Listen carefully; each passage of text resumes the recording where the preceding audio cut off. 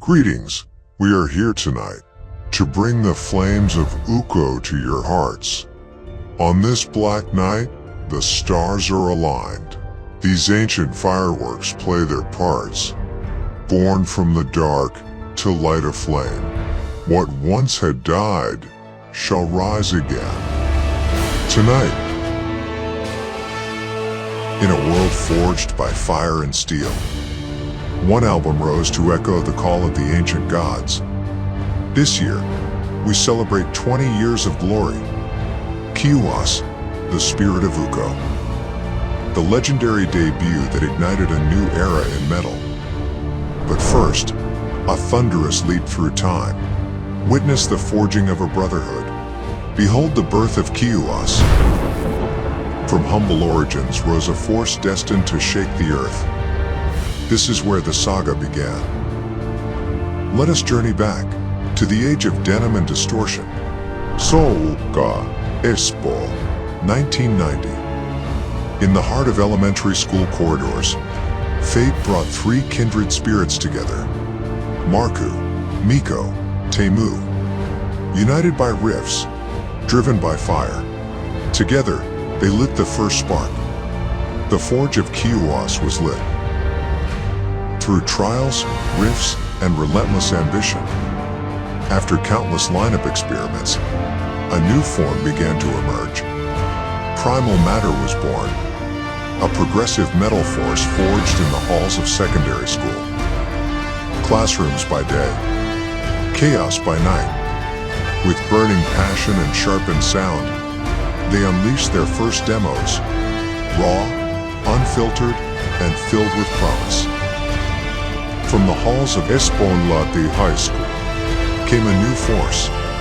They joined the brotherhood, a rhythmic storm forged in precision and passion.